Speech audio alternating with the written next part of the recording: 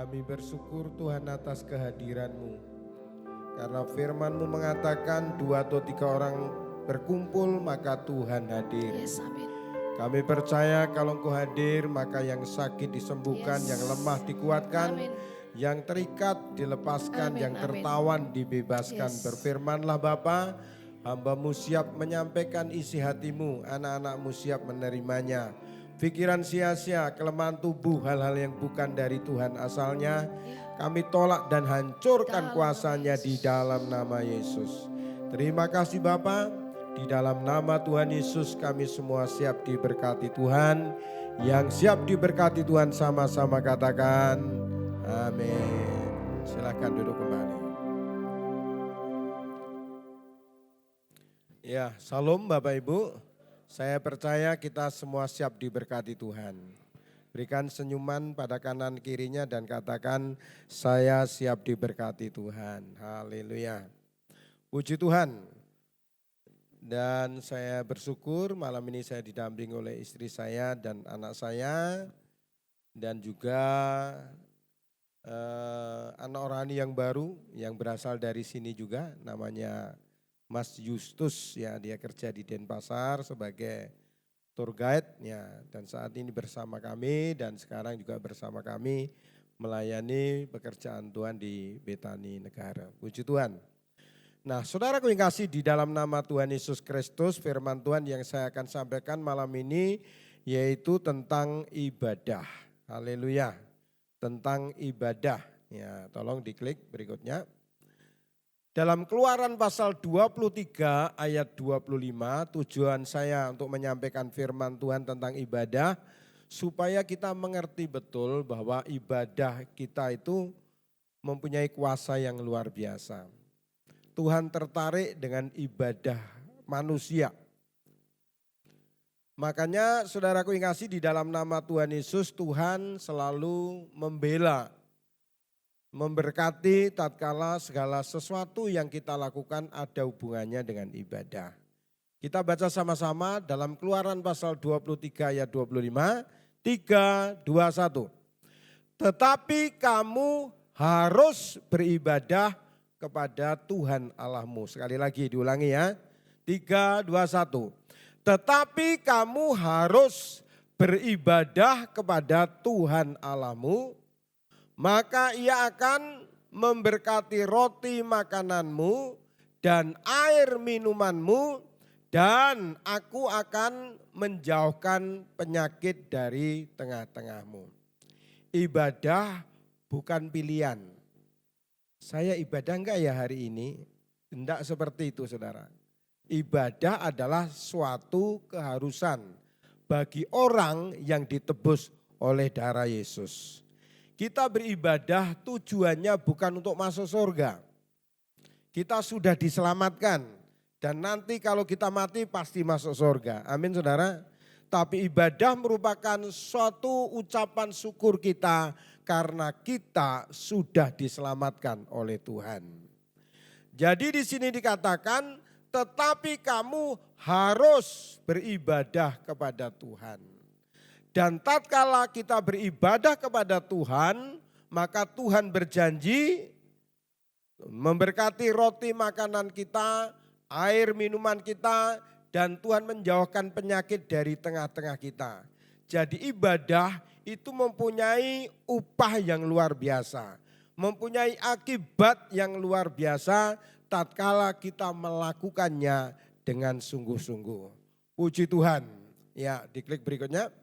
Nah saudaraku, dalam bahasa Ibrani ya itu ibadah sama dengan abodah, itu dalam bahasa Ibrani yang berarti mengabdi kepada Tuhan.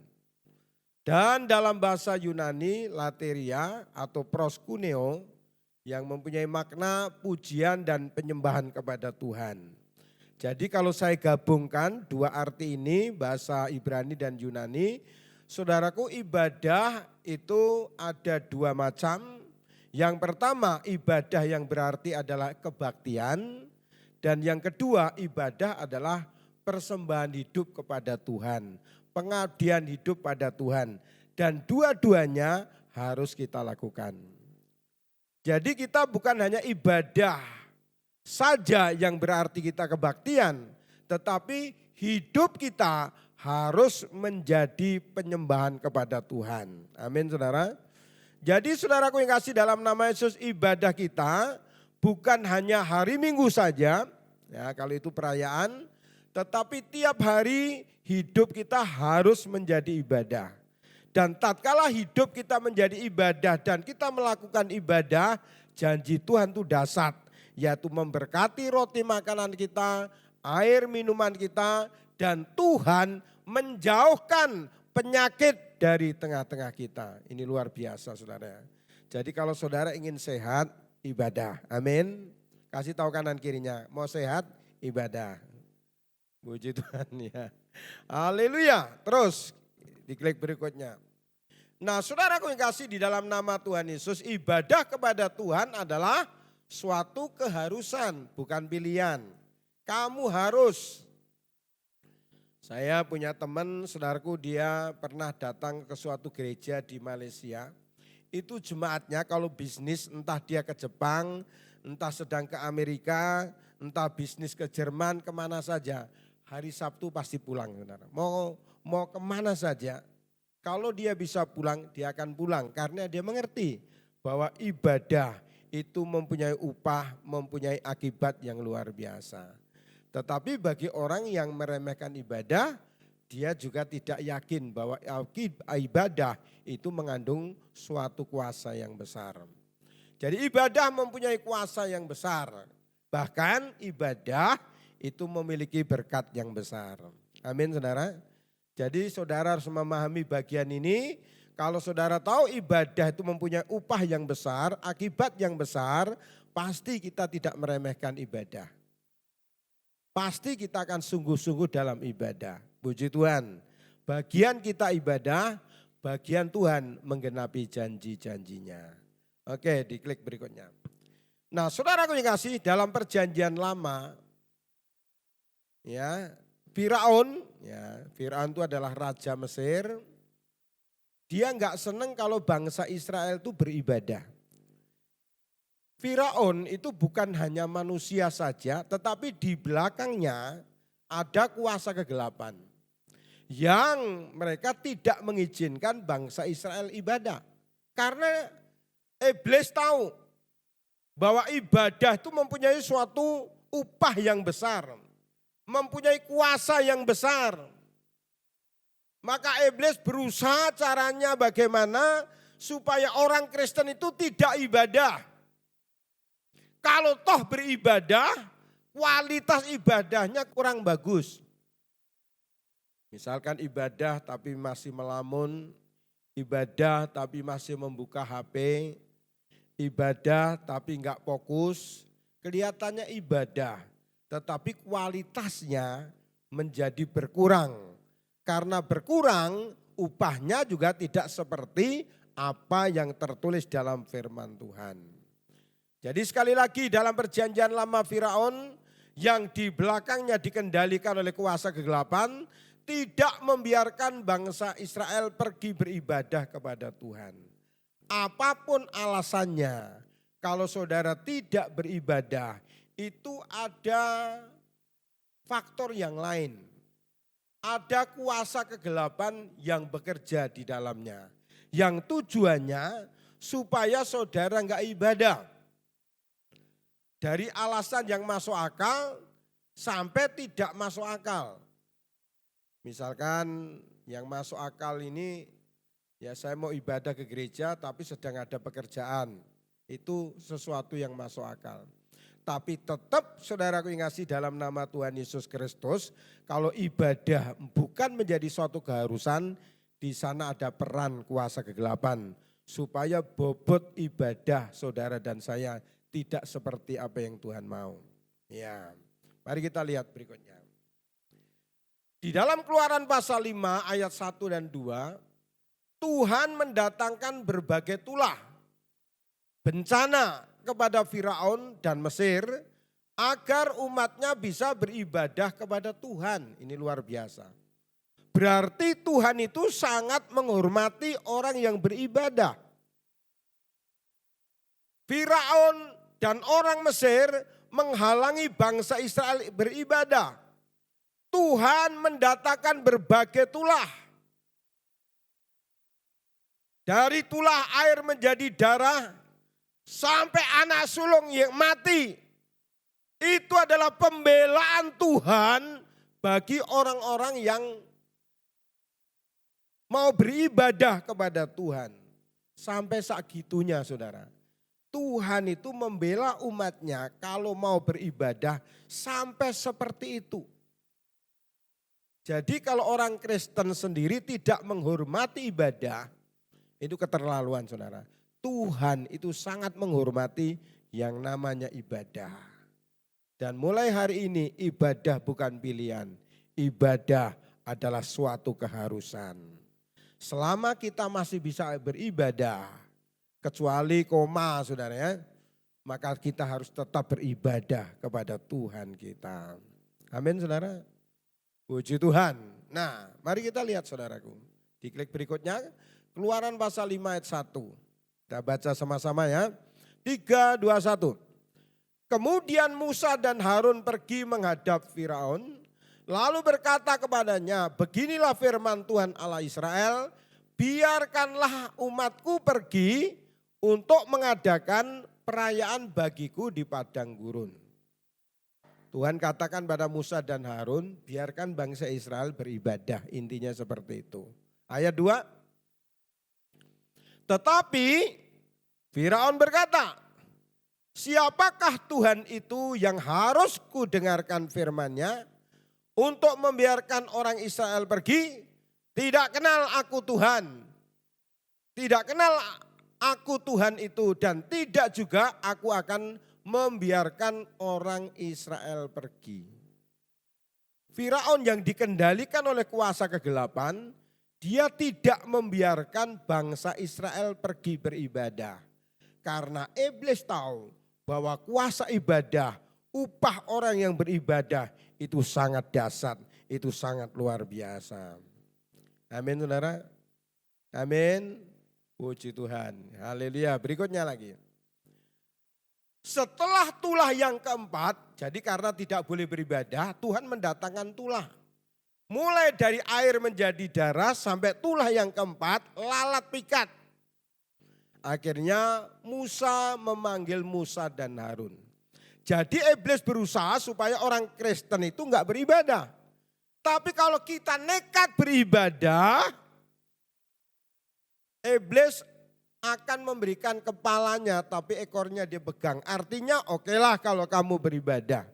Tetapi dia berusaha supaya kualitas ibadah kita tidak menarik perhatian Tuhan. Kualitas ibadah kita tidak membuat kita mengalami janji Tuhan. Seperti tadi sudah saya katakan, ibadah orangnya di sini tapi pikirannya di tempat lain. Ibadah tapi masih membuka HP. Ibadah tapi masih melamun. Ibadah tetapi tidak bisa menyukakan hati Tuhan. Jadi saudara itu akan dilakukan oleh kuasa kegelapan supaya kualitas ibadah kita itu tidak menyenangkan hati Tuhan. Saudara masih ingat Kain dan Abil? Kain persembahannya menyukakan hati Tuhan. Ibadahnya menyukakan hati Tuhan. Betul? Betul saudara? Nih ditanya, saya ulangi sekali lagi. Kain ibadahnya menyukakan hati Tuhan. Amin. Salah saudara sih. Berarti saudara melotot itu belum tentu merhatikan saudara. Kain ibadahnya tidak berkenan kepada Tuhan. Tapi Abil ibadahnya berkenan kepada Tuhan. Walaupun sama-sama ibadah, walaupun sama-sama ke gereja, tetapi kualitas ibadahnya itu menentukan apakah berkenan pada Tuhan atau tidak. Nah saudaraku yang kasih di dalam nama Tuhan Yesus Kristus, Setelah tulah lalat pikat, maka Firaun memanggil Musa dan Harun. Oke lah, daripada bangsa Israel dihukum terus, oke kita izinkan bangsa Israel ibadah. Tetapi ada tetapinya. Mari kita lihat saudara. Yang pertama, boleh kamu beribadah kepada Tuhan, tapi jangan terlalu jauh. Musa dan Harun minta kepada Firaun agar mereka boleh beribadah perjalanan berapa hari? 3 hari. Jadi saudaraku minta jauh dari bangsa Mesir. Ibadahnya 3 hari dalam perjalanan. Tujuannya apa saudara? Lebih fokus. Sekarang ini saudara kasih banyak orang yang mengikuti ibadah secara online. Ingat saudara, ibadah online tidak bisa menggantikan ibadah secara onsite saudara. Karena ibadah online itu biasanya sambil ya. Sambil masak, sambil ngobrol, sambil sana sini. Bolehlah kalau itu untuk vitamin boleh, untuk tambahan menu boleh. Tetapi itu tidak bisa mewakili ibadah kita kepada Tuhan. Makanya di sini dikatakan dalam Keluaran pasal 8 ayat 28, mari kita baca sama-sama, 3, 2, 1. Lalu kata Firaun, baik aku akan membiarkan kamu pergi untuk mempersembahkan korban kepada Tuhan Allahmu di padang gurun, hanya janganlah kamu pergi terlalu jauh. Berdoalah untuk aku.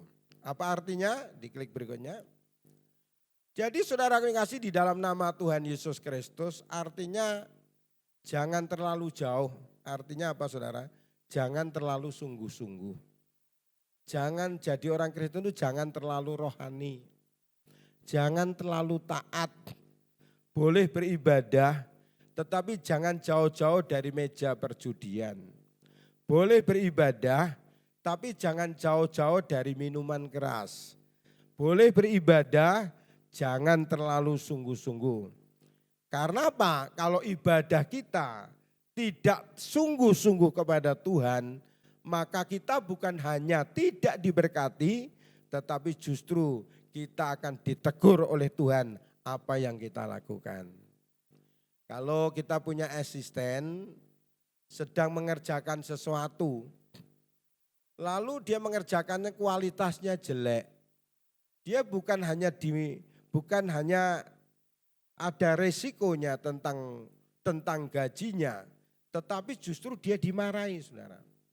Orang yang beribadah kepada Tuhan, bukan dia hanya tidak mengalami janji Tuhan, tapi justru dia ditegur oleh Tuhan. Kenapa? Karena kualitas ibadahnya itu sangat rendah. Pastikan 2 jam kita beribadah kurang lebih, itu kualitas waktu yang kita berikan pada Tuhan, itu adalah kualitas yang terbaik. Amin saudara. Ada tepuk tangan untuk Tuhan kita Yesus Kristus. Haleluya.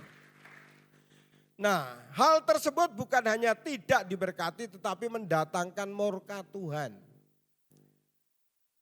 Makanya ada orang yang rajin ke gereja bukan hanya tidak diberkati tetapi justru dia mengalami berbagai macam kesusahan. Kenapa saudara? Karena ibadahnya tidak berkualitas. Ibadahnya sungguh-sungguh tidak menyukakan hati Tuhan. Kalau tepuk tangan sekedar, kalau nyanyi sekedar, fokusnya sekedar, maka berkatnya juga sekedar. Karena kita menabur sekedar. Saya yakin jemaat di tempat ini tidak mau seperti itu. Amin saudara. Haleluya. Ya, berikutnya lagi.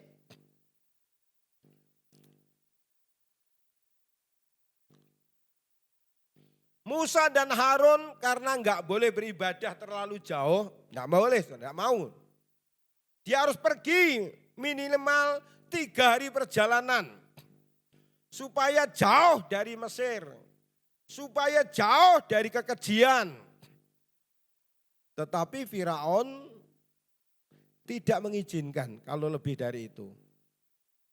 Makanya ada tulah demi tulah lagi. Sampai pada tulah yang ke-8 yaitu tulah belalang. Jadi kalau belalang itu alami, itu enak saudara. Yohanes pun makan belalang dan madu hutan. Ada pendeta yang menjelaskan belalang yang dimakan Yohanes itu bukan belalang yang terbang itu, tapi itu roti. Lah roti kok di hutan terus yang jualan sopo itu. Itu memang belalang itu saudara. Dan saya baru tahu saudara di kampungnya istri saya karena dekat hutan, rupanya belalang itu bisa dimasak dan dimakan saudara. Jadi memang belalang itu bukan roti belalang. Ya. Karena dia ada di padang gurun, enggak ada supermarket, enggak ada orang jualan. Ya, tapi ini belalang hukuman, belalang tulah. Di mana-mana ada belalang. Sehingga tanaman yang subur rontok, mati semua karena dimakan belalang itu. Musa dan Harun dipanggil lagi dan Firaun berkata, Keluaran pasal 10 ayat 8 sampai 10 ya. Tadi dikatakan boleh beribadah tapi jangan terlalu jauh, jangan terlalu sungguh-sungguh ya. Jangan terlalu mendalam, jangan terlalu rohani sebagai orang Kristen. Biasa-biasa saja ya. Makanya Tuhan gak mau, Musa gak mau, Harun gak mau. Dia mau dengan Tuhan itu sungguh-sungguh. Haleluya. Yang kedua, kita lihat saudaraku Keluaran pasal 10 ayat 8 sampai 10 kita akan baca sama-sama. 3, 2, 1. Lalu Musa dan Harun dibawalah kembali kepada Firaun dan berkatalah Firaun kepada mereka. Pergilah, karena baru dihukum dengan tulah yang ke-8 belalang. Musa dan Harun dipanggil lagi, kamu mau pergi? Iya, kami harus pergi, minimal jaraknya 3 hari. Bolehlah kamu pergi, mulai saudara ngasih. Tetapi apa? Tadi saya katakan kepala yang dikasih, ekornya dipegang. Pergilah beribadahlah kepada Tuhan Allahmu. Siapa sebenarnya yang akan pergi? Terus. Jawab Musa, sama-sama kita baca. Kami hendak pergi dengan orang-orang yang muda dan yang tua. Dengan anak-anak lelaki kami dan perempuan. Dengan kambing domba kami dan lembu sapi kami, sebab kami harus mengadakan perayaan untuk Tuhan. Terus berikutnya, tetapi Firaun berkata kepada mereka, Tuhan boleh menyertai kamu jika aku membiarkan kamu pergi dengan anak-anakmu. Lihat, jahatlah maksudmu. Terus, saudara yang dikasih dalam nama Yesus tadi saya sudah tulis di situ singkat ya, dikembali ke PowerPoint yang kedua. Boleh kamu beribadah, siapa-siapa saja yang beribadah ya harus semua anggota keluarga. Tetapi Firaun katakan boleh kamu beribadah tetapi hanya laki-laki saja. Kalau laki-laki sungguh-sungguh pada Tuhan, istrinya enggak, istrinya bisa dipakai Tuhan. Istrinya bisa dipakai setan. Kalau suaminya sungguh-sungguh, istrinya sungguh-sungguh, lalu anak-anak enggak sungguh-sungguh, anak-anaknya bisa dipakai setan. Kalau istri sungguh-sungguh, anak sungguh-sungguh, bapaknya enggak sungguh-sungguh, bapaknya yang dipakai setan. Bagaimana caranya supaya jangan dipakai setan?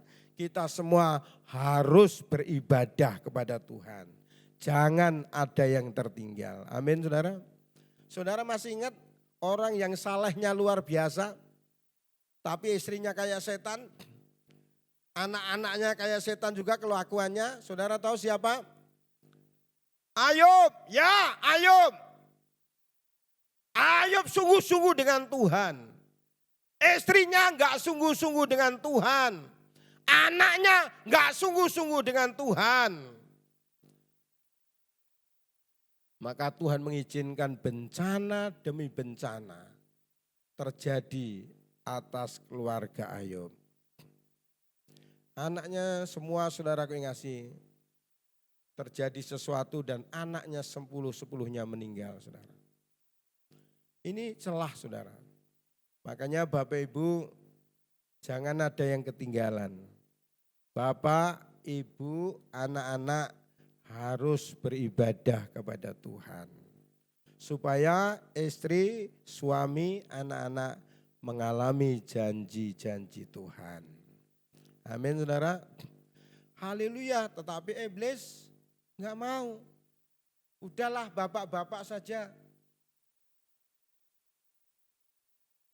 Makanya ada seorang pendeta, waktu ibadah ada seorang bapak ibadah tapi istrinya enggak. Lalu suaminya ditanya sama Pak Pendeta, loh ibu mana kok enggak kebaktian Pak?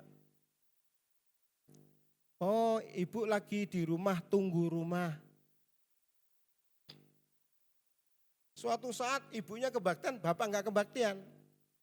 Ibunya ditanya, Bu, kok ibu kebaktian sendiri, bapak kemana? Ibunya jawab, bapaknya tunggu rumah. Tapi waktu ada pesta perkawinan, ada dua-duanya, bapaknya ada, ibunya ada. Lalu Pak Pendeta ngomong, loh kok bapak ibu di sini, rumahnya yang tunggu siapa? Oh di rumah ada Blacky. Itu saudara, dia sangat tidak menghormati ibadah. Haleluya. Nah kita lihat berikutnya. Akhirnya saudaraku yang kasih terjadi tulah gelap gulita. Gelap gulita sebagai tulah. Kalau kita di Bali ada nyepi, tapi itu bukan tulah. Itu hukum alam. Bagaimana caranya supaya udara jadi bersih, semuanya bersih. Sekali-kali nyepi itu saya juga suka ya. Sekali-kali semua tidak ada kegiatan. Tapi ini gelap yang tulah. Kalau masih ada keluarga yang punya anak kecil, asalkan dia minta izin kepada Pak Klien, diperbolehkan ya. Menyalakan lampu tapi jangan terlalu nyolok. Tapi ini gelap karena tulah. Jadi enggak bisa ada api. Mau buat api bagaimana enggak bisa karena itu suatu tulah. Kalau api bisa menyala, masih bisa buat terang, enggak terlalu takut orang saudara. Ini masalahnya semua dibuat enggak bisa. Lalu apa yang terjadi? Musa dan Harun dipanggil lagi sama Firaun setelah tulah yang ke-9. Kita lihat saudaraku, Keluaran pasal 10 ayat 24, kita baca sama-sama. 3, 2, 1. Lalu Firaun memanggil Musa serta berkata, pergilah, beribadahlah kepada Tuhan, hanya kambing dombamu dan lembu sapimu harus ditinggalkan. Juga anak-anakmu boleh turut semua. Kalau tadi jangan, bapak-bapak saja. Tapi Musa dan Harun enggak mau, akhirnya ada bencana berikutnya. Firaun akhirnya memanggil Musa dan Harun, panggil lagi. Oke lah kalau mau berangkat suami boleh ikut, istri boleh ikut, anak-anak boleh ikut. Tapi yang ketiga, di situ dikatakan lembu sapimu, kambing dombamu jangan dibawa. Kalau mau kebaktian semua boleh. Kalau diterjemahkan dengan bahasa sekarang, kalau mau kebaktian boleh. Tapi ingat, dompetnya jangan dibawa. Kartu ATM-nya jangan dibawa. Enggak usah bawa persembahan. Kambing domba sebagai korban untuk menyukakan hati Tuhan. Maka kita pun juga enggak boleh datang kepada Tuhan tanpa persembahan. Makanya ada satu lagu katakan, saudaraku yang kasih, ku bawa kepadamu, gimana? Oh Tuhan, persembahanku ini. Terus, ku ingin Engkau menerima korban syukurku melalui pujian. takkan pernah ku bawa selain yang terbaik. Pujiannya terbaik, tepuk tangannya terbaik, persembahannya juga harus terbaik. Amin saudara. Amin. Jangan mempersembahkan korban, uangnya lecek-lecek. Sudah lecek-lecek, robek-robek lagi. Berikan yang terbaik. Maka saudara akan mendapatkan yang terbaik. Persembahan bukan untuk Tuhan, tapi persembahan untuk pekerjaan Tuhan. Dan Tuhan berjanji memberkati kita. Iblis gak suka. Kalau apa? Kalau saudara mempersembahkan korban. Kebaktian boleh, bapak-bapak boleh, ibu-ibu boleh. Tapi uangnya gak usah terlalu perhatian pada gereja. Iblis tahu kalau kita mempersembahkan korban, maka kita akan diberkati keuangan kita. Tatkala kita tidak menabur, kita juga tidak akan pernah menuai. Saudara diberkati masalah ekonomi bukan karena didoakan. Saudara diberkati masalah ekonomi karena saudara menabur. Saudara menabur pasti saudara menuai. Dan apabila tidak menjadi lelah. Amin saudara. Amin.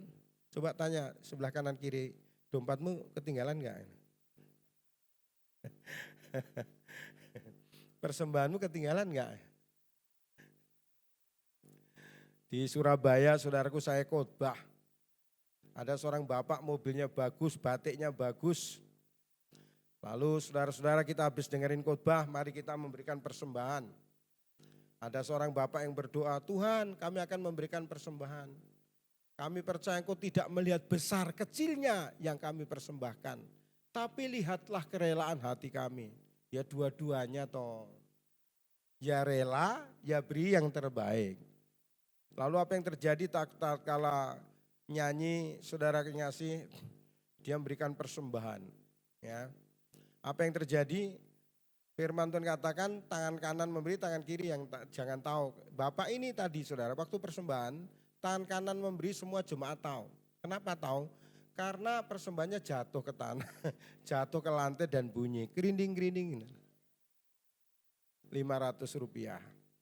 Ini pelecehan kepada Tuhan dan staf-stafnya di surga saudara. Haleluya. Iblis gak suka kalau kita memberikan persembahan yang terbaik. Karena tatkala kita memberi, maka kita akan menuai. Pada waktunya. Haleluya. Terus kita klik berikutnya. 3, 2, 1. Tetapi Musa berkata bahkan korban sembelian dan korban bakaran harus engkau berikan kepada kami. Supaya kami menyediakannya untuk Tuhan Allah kami. Terus. Dan juga ternak kami harus turut beserta kami. Dan satu kaki pun tidak akan tinggal. Sebab dari ternak itulah kami harus ambil untuk beribadah kepada Tuhan Allah kami.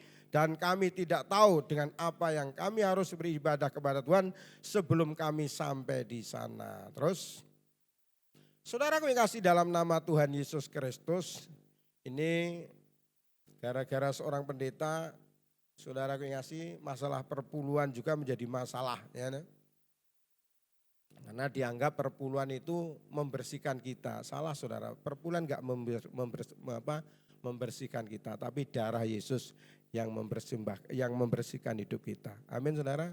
Tapi persembahan kita membuat hidup kita diberkati oleh Tuhan. Ya, saya sendiri ngomong sama teman-teman saya aman. Kenapa? Karena persembahan di gereja saya semua masuk di kas gereja, semua masuk bendahara. Jadi aman saudaranya sih. Saya seperti pegawai, saya dapat PK dari gereja, ya. Tidak terima perpuluhan langsung dari jemaatnya. Keluaran pasal 23, 25. Ketika kita beribadah apa tadi tentang janji Tuhan, ya terus. Tetapi kamu harus beribadah pada Tuhan Allah, maka Ia akan memberkati roti makananmu dan air minumanmu, dan aku akan menjauhkan penyakit dari tengah-tengahmu. Amin saudara, janji Tuhan tentang ibadah itu dasar. Terus, memberkati roti makananmu, air minumanmu, Tuhan akan menjauhkan penyakit dari tengah-tengahmu. 1 Timotius pasal 6 ayat 6, ya. Memang ibadah itu kalau disertai dengan rasa cukup, memberi keuntungan yang besar. Waduh gimana Pak, ini proyek hari Minggu ya? Tuhan bisa memberikan ngatur hari Senin, hari Selasa. Tuhan gak kurang cara untuk memberkati kita. Amin saudara. Berikan tepuk tangan yang terbaik untuk Tuhan kita Yesus Kristus. Haleluya. Saudaraku yang kasih di dalam nama Tuhan Yesus Kristus. Dan biarlah keluarga besar Betani di tempat ini menghormati yang namanya ibadah. Bukan pilihan, adalah suatu keharusan kalau saudara dan saya ingin mengalami janji Tuhan. Tuhan Yesus memberkati kita. Mari kita akan berdoa. Haleluya. Iblis berusaha sekuat tenaga, sekuat yang dia bisa lakukan supaya anak-anak Tuhan tidak menghormati ibadah. Kalau toh beribadah tapi kualitasnya rendah, tapi mulai malam hari ini, mari kita mengambil keputusan kepada Tuhan. Kita beri yang terbaik, waktu yang terbaik, pujian yang terbaik, tepuk tangan yang terbaik, persembahan yang terbaik. Maka kita akan mendapatkan yang terbaik dari Tuhan. Haleluya. Terima kasih Tuhan. Haleluya. Haleluya. Mari kita bangkit berdiri dan kita mengucap syukur. Haleluya. Oh, haleluya.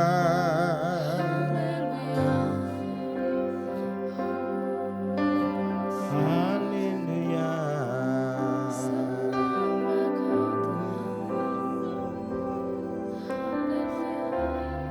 Korana mata kasih karana bapa korana mata kata koranamu.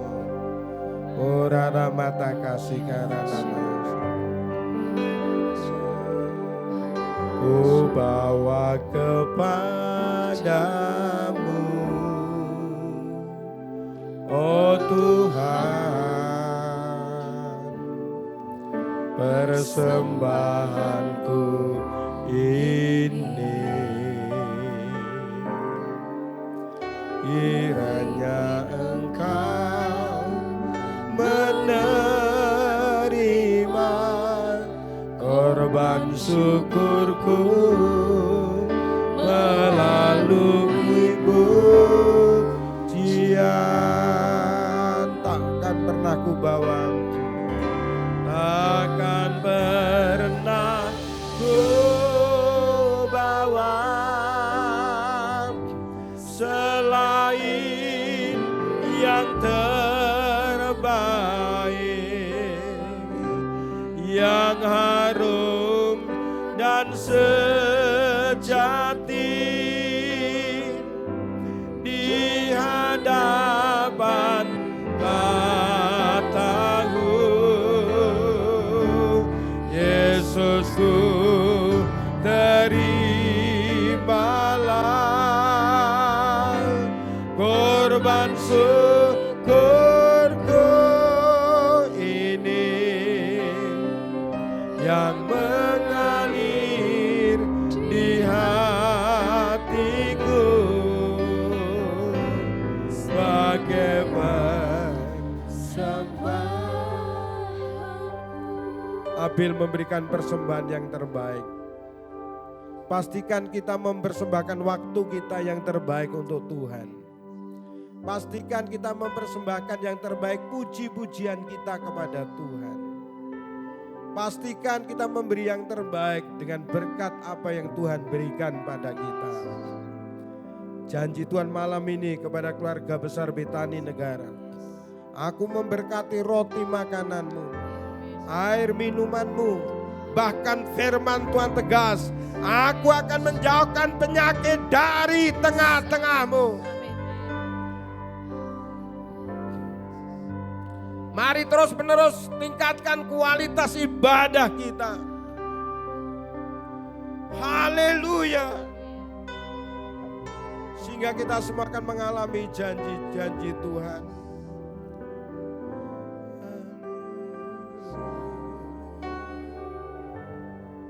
Takkan pernah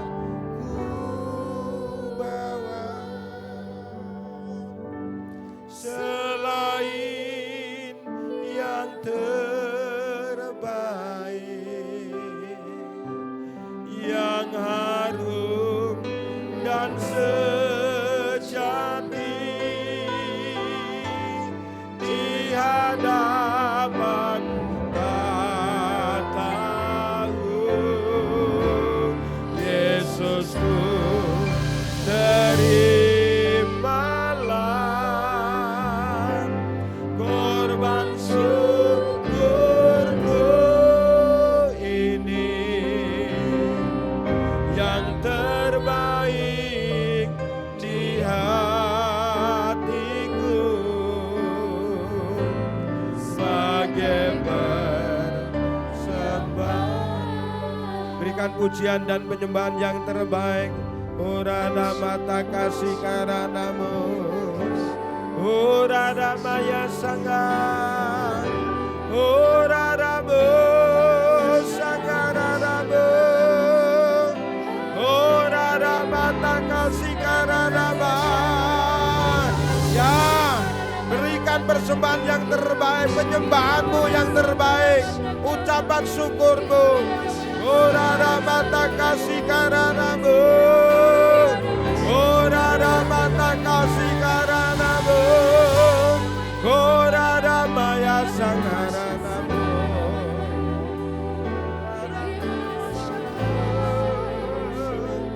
Urada mata kasih karanamu.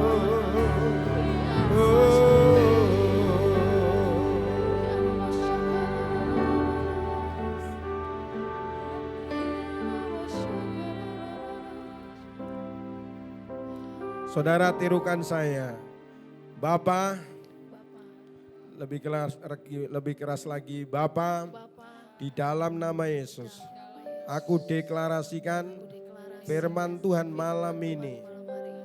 Bahkan aku akan memberikan kualitas ibadah yang terbaik, waktu yang terbaik, pujian yang terbaik, penyembahan yang terbaik, persembahan yang terbaik, sehingga setiap kami menerima berkat Tuhan yang terbaik.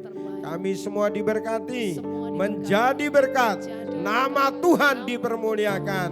Di dalam nama Yesus terjadilah janji Tuhan dalam hidupku, dalam rumah tanggaku, dalam gerejaku, sehingga Tuhan dimuliakan melalui hidup kita semua. Terima kasih Tuhan, terima kasih. Terima kasih Bapa, kami mengucap syukur kepadamu di dalam nama Tuhan Yesus Kristus. Semua yang diberkati Tuhan sama-sama katakan amin. Silakan duduk kembali.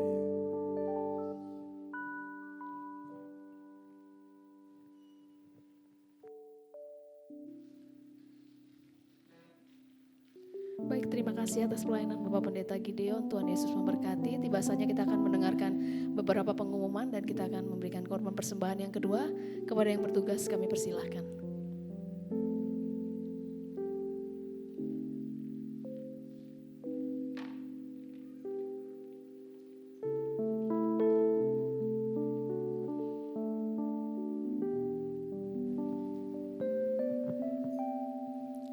Sekali lagi kita tunduk kepala, kita berdoa. Bapa yang kami sembah dalam nama Yesus, sungguh kami mengucap syukur Tuhan, jikalau malam hari ini kami boleh beribadah kepada Tuhan di tempat ini. Amin. Kami boleh datang memuji, menyembah Tuhan. Ya. Terima kasih Bapa. Teristimewa kami juga mengucap syukur buat berkat firman Tuhan yang boleh kami nikmati malam hari ini. Mengingatkan kepada kami Tuhan, untuk kami datang beribadah dengan segenap hati, dengan sepenuh jiwa, memberikan persembahan yang terbaik, pujian yang terbaik, penyembahan yang terbaik, dan segala yang terbaik bagi Tuhan. Supaya setiap janji-janji Tuhan benar-benar tergenapi atas hidup umat-Mu ini. Supaya kami menerima berkat yang terbaik daripada Tuhan. Terima kasih Bapa. Meteraikan firman Tuhan atas setiap kami dan jadikan kami penyembah-penyembah-Mu yang senantiasa datang menyembah-Mu di dalam roh dan kebenaran. Terima kasih Tuhan. Mengucap syukur juga buat hamba-Mu Bapak Pendeta Gideon yang Tuhan sudah pakai untuk memberkati kami tempat ini. Berkati beliau lebih lagi Tuhan. Berkati penggembalaannya di Denpasar Tuhan. Berkati keluarganya, berkati rumah tangganya, berkati pelayanan beliau dimanapun berada. Demikian juga berkati kesehatannya dalam nama Yesus. Diberkati perjalanan sebentar kembali ke Denpasar Tuhan. Tutup bungkus dengan kuasa darah Yesus. Lingkupi dengan kuasa-Mu, pimpin dengan Roh Kudus-Mu, dengan segala hikmat dan kewaspadaan. Tibakan dengan selamat di rumah dengan tidak kurang satu apapun. Dalam nama Yesus kami berdoa. Terima kasih Bapa. Demikian sebentar kami umat-Mu akan menabur di ladang pekerjaan Tuhan. Engkau tilik dari ketinggian-Mu Tuhan setiap tangan-tangan yang menabur. Dan kami mau menaburnya, membawa persembahan kami yang terbaik dengan segenap hati. Dengan penuh sukacita bagi Tuhan. Karena kami percaya di dalam nama Yesus, hari lepas hari Tuhan semakin memperbesar kapasitas usaha dan pekerjaan setiap kami. Dalam nama Yesus, Tuhan semakin memperbesar kapasitas kami di dalam menabur di ladang pekerjaan Tuhan. Di dalam nama Yesus kami berdoa. Haleluya. Amin. Sambil kantong persembahan dijalankan, saya sampaikan beberapa pengumuman. Yang pertama, sekali lagi kami mengucapkan terima kasih buat pelayanan Bapak Pendeta Gideon, Ibu dan juga tim, termasuk Justus. Terima kasih. Kami juga mengucapkan selamat datang kepada Bapak Ibu Saudara yang mungkin baru pertama kali beribadah bersama-sama kami di tempat ini. Kalau ada boleh lambaikan tangan. Ada? Kayaknya enggak ada. Baik, saya sampaikan beberapa pengumuman. Hari Rabu jam 7:30 ada ibadah family altar di gereja seperti biasa. Kemudian hari Jumat ada ibadah doa malam jam 7:30. Hari Sabtu jam 7 malam ada latihan musik. Kemudian hari Minggu jam 6 sore, minggu pertama bulan Mei, ibadah raya disertai dengan perjamuan kudus. Kemudian jam 6:30, kemudian jam 6:30 ibadah sekolah minggu. Nah itu di slide ibadah baptisan hari Sabtu kemarin kita puji Tuhan Pak Pendeta Gideon diizinkan ibadah di tempat yang jauh, 12 kilo dari gereja sini. Puji Tuhan, dan lebih puji Tuhannya lagi yang hadir luar biasa. Banyak, hampir 50 orang. Saya mengucapkan terima kasih buat support dari Ibu Gembala, dari para senior, Pak Yudi, Ibu Fang, Bu Levi, dan semua tim pelayanan yang lainnya. Saya tahu semua kita tidak ada yang nganggur, meninggalkan toko, meninggalkan tambak, bahkan sebagian adik-adik ada yang izin tidak masuk sekolah, karena cintanya sama Tuhan. Kami mengucapkan selamat kepada para peserta baptis. Ada Saudari Intan, Alek, Awi, kemudian Kevin, Michelle, Rahel, Sensen, tinggal satu lagi, Patrick. Hampir lupa sama Patrick. Faktor U, maklum. Mengucapkan selamat juga kepada para orang tua dan wali. Kalian orang tua yang hebat, membawa anak-anaknya ke jalan kebenaran dan kehidupan yang bersumber daripada Tuhan Yesus. Sekali lagi saya ucapkan selamat karena kalian sudah menerima keselamatan dan diselamatkan oleh Tuhan Yesus. Demikian pengumuman, Tuhan Yesus memberkati.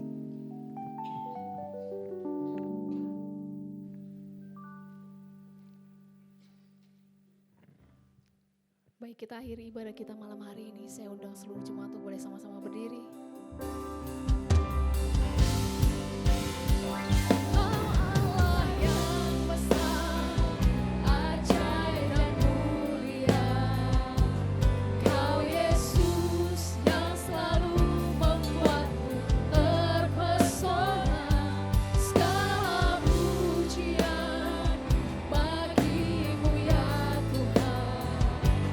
Hanya Kau yang layak ku lakukan.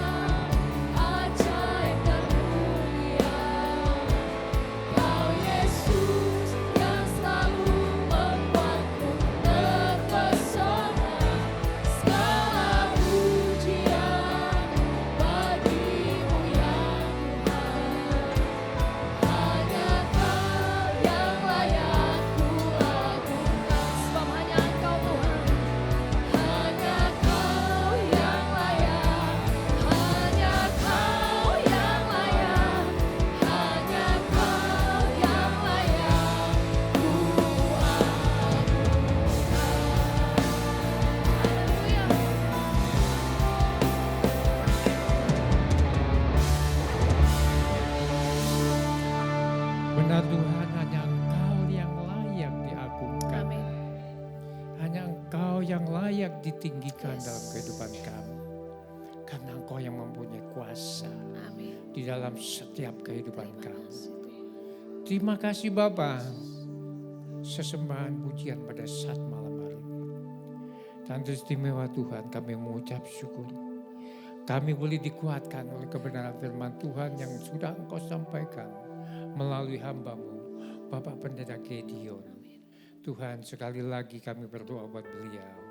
Berkati pelayanannya, berkati pengembalaannya, berkati segala aktivitas yang dikerjakannya. Kami percaya Tuhan, Engkau sekali-kali tidak akan pernah meninggalkan para hamba-Mu yang senantiasa setia melayani Engkau. Itulah sebabnya Tuhan, pada saat malam hari ini Tuhan, kami berdoa buat beliau.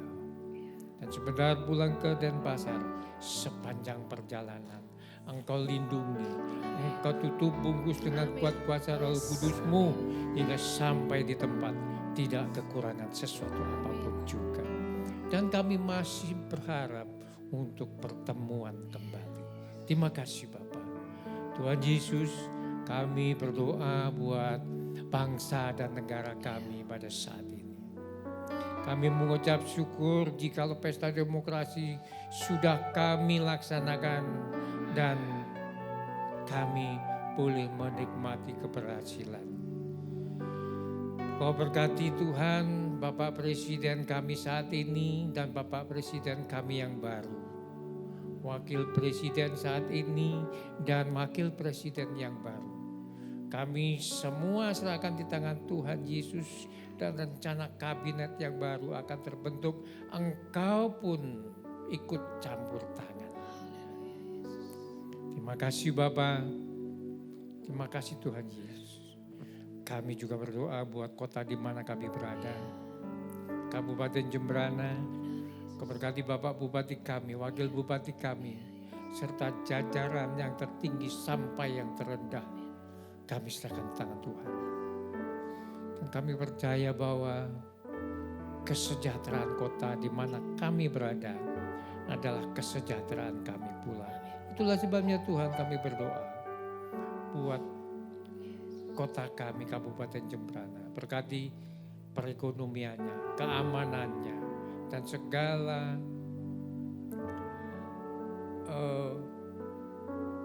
rencana kerja yang dicanangkan oleh pemerintah kota kabupaten boleh berhasil.